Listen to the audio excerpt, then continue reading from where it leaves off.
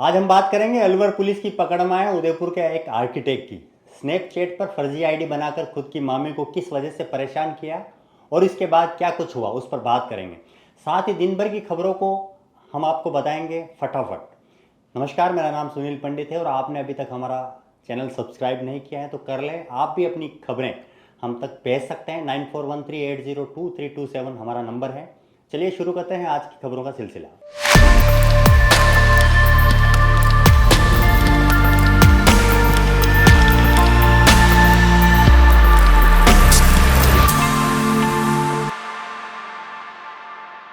उदयपुर के आर्किटेक्ट ने स्नैपचैट पर फर्जी आईडी बनाकर खुद की मामी को परेशान किया। इसको लेकर पुलिस ने आर्किटेक्ट को गिरफ्तार कर लिया है।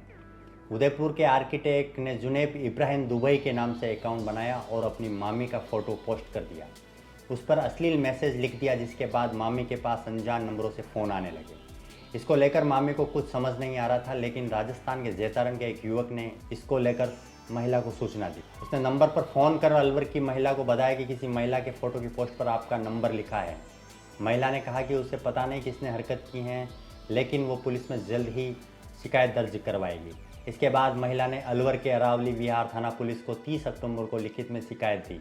पुलिस ने मामले को बेहद गंभीरता से लेते हुए तकनीकी सहायता से आरोपी का पता लगाया तो उदयपुर के सूरजपोल निवासी डॉन सुवाल का नाम का युवक निकला, जो महिला का भांजा लगता है, जिसने खुद की मामी का ही फ़ोटो डालकर गलत भाषा का उपयोग किया था, जिससे मामी के पास गलत फ़ोन आने लगे। जैतारण के युवक ने महिला को जानकारी दी, जिसके जरिए पुलिस ने आगे की जानकारी जुटाने हुए इस पूरे मामले का खुलासा किया। उदयपुर के सूरजपोल निवासी डॉन सुवाल का खुद को आर्किटेक्ट बताता है। उसका कहना है कि उसने पारिवारिक मनमुटाव के कारण मामी का फ़ोटो स्नैपचैट पर डाल दिया और उस पर गलत भाषा लिख दी। पुलिस ने युवक को उदयपुर से दस्तयाब किया, उसे गिरफ्तार कर कोर्ट में पेश किया, जहां से उसे जेल भेज दिया गया। अनुसंधान के दौरान एक नंबर ट्रेस किया गया जो संदिग्ध था उदयपुर का, तो वहाँ उदयपुर टीम गई। संदिग्ध जो नंबर का धारक था उसको दस्तयाब किया गया उदयपुर से और उसको लेकर आए। उससे इन्वेस्टिगेशन किया तो उसने जुर्म अपना स्वीकार किया और उसकी गिरफ्तारी की। उदयपुर में आयकर छापे की कार्रवाई के दूसरे दिन बड़े पैमाने पर आयकर चोरी से काली कमाई से जुड़े दस्तावेज सामने आए। रियल एस्टेट कारोबारी एवं ऑटो फाइनेंस कारोबार से जुड़े अंकुर ग्रुप और एकमे ग्रुप के ठिकानों से अभी तक 1 करोड़ रुपए से ज़्यादा केस पकड़े जाने की खबर सामने आ रही है। उदयपुर में 35 ठिकानों के साथ साथ मुंबई में 2 प्रतिष्ठानों पर भी की जा रही आयकर सर्वे की कार्रवाई में लगभग 8 किलो सोने के बेशकीमती जेवरात भी मिले हैं। तीनों व्यापारियों के घर से लगभग 1 करोड़ नगद, 8 किलो सोने के जेवरात तथा 100 करोड़ से अधिक भू संपत्तियों के दस्तावेज मिलने की बात सामने आ रही है। इसके अलावा 17 से ज़्यादा अघोषित लॉकर्स को भी आयकर विभाग द्वारा जल्द खुलवाने की बात कही जा रही है। बताया जा रहा है कि आयकर विभाग के छापे की कार्रवाई में रियल एस्टेट में निवेश संबंधित दस्तावेज जब्त हुए हैं। उदयपुर की टीडी थाना पुलिस ने बीते 1 महीने में 3 कार्रवाई कर गुजरात ले जाई जा रही लाखों रुपए की शराब पकड़ने में सफलता हासिल की। गुरुवार को पुलिस ने एक कार से अंग्रेजी शराब के 54 कार्टन बरामद किए। कार्रवाई के दौरान कार चला रहा युवक मौके से भाग गया। थाना अधिकारी कमलेंद्र सिंह ने बताया कि मुखबिर की सूचना पर पुलिस ने बुधवार को नेशनल हाईवे 48 पर नाकाबंदी की। इस दौरान एक कार को देखकर पुलिस ने उसे रुकवाने की कोशिश की तो उसने कार नहीं रोकी। कार चला रहा युवक नाकाबंदी तोड़कर मौके से भाग गया। इस पर पुलिस ने हाईवे पर टीडी नाल से उदयपुर की ओर भाग रही कार का पीछा किया। करीब 2 किलोमीटर आगे सेरा के जंगलों के पास युवक कार को वहीं छोड़कर मौके से भाग गया। पुलिस ने देर रात जंगलों में फरार हुए युवक की तलाश की, मगर उसका कुछ पता नहीं चल सका। कार से तलाशी में 54 अंग्रेजी शराब के कार्टन मिले हैं। इस पर पुलिस ने कार और अवैध शराब को जब्त किया। बरामद किए माल की कीमत करीब 3 लाख रुपए बताई जा रही है। पुलिस कार नंबर के आधार पर कार मालिक के बारे में जानकारी जुटाने का प्रयास कर रही है। उदयपुर में चौधरी मेवाड़ा कलाल समाज का 19वां सामूहिक विवाह समारोह 28 नवंबर को वल्लभ नगर में होगा। इसके लिए 9 जोड़ों का रजिस्ट्रेशन हुआ है। सामूहिक विवाह समारोह को लेकर सभी तैयारियां पूरी कर ली गई हैं। संस्था की वल्लभ नगर इकाई की मेजबानी में ये समारोह होगा। सामूहिक विवाह संयोजक शंकर लाल चौधरी ने बताया कि सामूहिक विवाह को लेकर समितियों का गठन कर लिया गया है। भामाशाहों से नगद सहित टीवी, कूलर, वॉशिंग मशीन, अलमारी का सहयोग लिया गया है। विवाह स्थल वल्लभनगर के कृषि उपज मंडी PWD गेस्ट हाउस के पास रखा गया है। उसी दिन सुबह 7 बजे मांगलिक कार्यक्रम की शुरुआत होगी। 11 बजे तोरण स्वागत और 12 बजे हस्त मिलाप पानी ग्रहण कराए कार्यक्रम होंगे। 19वां सामूहिक विवाह है जो 28 नवंबर को वल्लभनगर तहसील वल्लभनगर में ही आयोजित किया जा रहा है। तहसील हेडक्वार्टर पर आयोजित किया जा रहा है।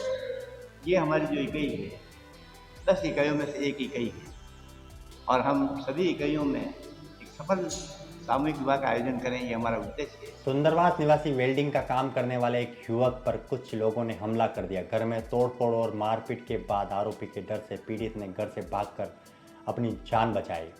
आरोप है कि पड़ोसी भूमाफियाओं की ओर से उनका घर से बेदखल करने के लिए नए नए हथकंडे अपनाए जा रहे हैं। कल रात को आरोपियों ने उसके साथ मारपीट की और घर में तोड़फोड़ कर दी। बीच बचाव के बाद घर से भागकर अपनी जान बचाई और होक को इतला दी। पीड़ित ने बताया कि आरोपी जान से मारने की धमकी दे रहे हैं और घर खाली करवाने के लिए दबाव बना रहे हैं। पीड़ित ने गुरुवार को एसपी के सामने पेश होकर आरोपियों को गिरफ्तार करने और उचित न्याय दिलाने की मांग। मेरा नाम रमेश रेगर है। मैं वेल्डिंग का काम करता हूं और शाम को मैं 7 साढ़े 7 बजे आ रहा था। 2 जनों ने मेरे से दारू के पैसे मांगे। हर बार मांगते तो मेरे पास होते तो दे देते और मैंने पैसे देने से मना किया। तो भी मैंने इधर उधर मेरी जेब में देखे थे, लोहे का सामान लिया आया था, फिर भी मेरी जेब में 300 रुपये बचे हुए तो मैंने इन दोनों को दे दिए दारू के पैसे। और फिर ये गाली गलौज करने लग गए थे और मैं इस खिमपुरे मकान में अकेले ही रहता हूँ। मेरे माँ बाप कोरोना काल में मर गए। मैंने शादी भी नहीं की। आज मेरी 45 साल की उम्र है, अकेले ही रहता हूँ और ये लोग मेरी ज़मीन हड़पना चाहते हैं और बार बार मुझे परेशान कर रहे हैं। और 5 साल से ये लोग मेरे पीछे पड़े हुए हैं। इसमें मेरे पड़ोसी के दोनों छोरे भी हैं जो अभी मैं तो यहाँ FIR कटवा रहा था या कलेक्ट्री में, और ये लोग आए और मेरे घर पर गाड़ी को तोड़ फोड़ कर दी उसके भाई ने। और सब देख रहे थे। अभी दिन को शाम की 5 साढ़े 5 बजे अभी शाम की बात है और रात को भी इन लोगों ने मेरे साथ में मेरा घर तोड़ दिया। इन्होंने हिला के और यूँ 2 झूठे मुकदमे लगा दिए। 25 जनों के बीच में मैं अकेला क्या इन 25 जनों को मार सकता हूँ क्या? मेरी स्थिति देख लो। ये रात से और मैं मेरी छत कूदा हूँ और मेरे से हाथ जोड़ के यही निवेदन है कि मेरा न्याय किया जाए। और मेरी अगर कोई गलती हो तो वो भू माफिया है और मुझे वो कह रहे कि कल तक तुझे मार डालेंगे। और मेरे घर की लाइटें भी इन्होंने तोड़ा दी है। अब मैं क्या करूं? मेरे घर पे 50-60 हज़ार रुपये थे जो भी नहीं है। मैं और रात कौन लोग? एक तो पुष्कर गायरी है जो भू माफिया का बहुत बड़ा सरगना है। पहले भी पुलिस वाले पकड़ चुके हैं और न ये ले दे के रोज़ मुझे ये परेशान करता। एक योगेश हरिजन है और ये 2 मेरे पड़ोसी के चोरे हैं और ये अरविंद बोइन ये लोग हैं। और अभी भी मेरी गली में अगर किसी से पूछोगे तो अभी शाम को 5 साढ़े 5 बजे वो गाड़ी तोड़ रहा था और मैं कलेक्ट्री में साहब को विज्ञापन देने के लिए आया, लेकिन मेरी कोई सुन ही नहीं रहे। मुझे यूँ कहते तू गुंडा आदमी, तो मेरी शक्ल देख लो, मैं गुंडा आदमी हूँ। गुंडे की तो जूते पेंट सब होती, मैं चप्पल भी बेंच से मांग के पहना हूँ। आज साहब से मिले, साहब ने क्या आश्वासन दिया? साहब ने कहा हम उचित कार्रवाई करेंगे, लेकिन मुझे थाने से धुतकार के भगा दिया। यूँ कहता कि तू गुंडागिर्दी करता है। मेरी स्थिति दिख रही क्या साहब? आप थाने में गए क्या? पुलिस ने मामला दर्ज नहीं किया था क्या आपका? मेरा मामला दर्ज भी नहीं किया। और रात को मैंने 12 बजे मेरी बहन को फ़ोन किया था घर से कूदने के बाद, तो मेरी बहन ने होक को फ़ोन किया। 12 बजे भोक आई थी और उन्होंने वो वीडियो भी बनाया था मेरी सिस्टर ने और पुलिस वालों ने। और थाना के अफसर यूँ कह रहे कि तुमने रात को फ़ोन क्यों नहीं किया था? मैं तो बेहोश हो गया था, छत से कूदा जो पीछे। ये तो ठीक है कि वो मेरे को छत के ऊपर नहीं आए, बाकी मुझे मार देते। फिर धीरे धीरे मैं रेलवे क्वार्टरों में गया हूँ। रेलवे क्वार्टर से फिर थोड़ा होश आया, पानी पिया मैंने रेलवे पे और फिर मैंने मेरी बहन को फ़ोन लगाया और मेरी बहन आई रात को 12 बजे। फिर मुझे इसके घर पे लेके गई सुंदरवास और मैं अब घर पे भी नहीं जा सक रहा हूँ।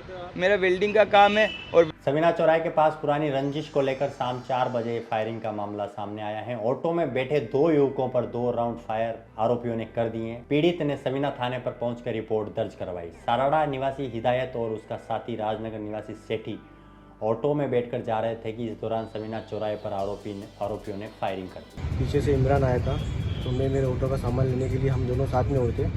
सवीना 9 के सर्कल से आगे निकले और हिदायत के ऊपर इसकी निगाह पड़ी थी इमरान की।